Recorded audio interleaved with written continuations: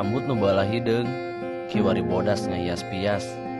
Raga nu baheula jagjag, kiwari katinggal oyag. Nandakeun yen anjeun henteu dingora. Teu jiga baheula, kiwari tanaga geus teu sapira. Yuswa lain alesan bikin terus melaan. Melan abdi nu nepi ka ayeuna masih ngajadi beban kahirupan. Raga nu teu deui ngora lain hahalang. Keur nyorang kahayang bikin abdi ngarasa senang. Pak, hampura abdi ti gubrag lahir nepi ka ayeuna. Ayeuna geus waktuna abdi nu ngalakokeun eta. Eta cara pikeun saeutikna ngabales kanyaan jeung jasa-jasa. Jasa-jasa Bapa nu moal mungkin bisa sarua. Tapi santeuna abdi nyoba mumpung Bapa masih keneh aya.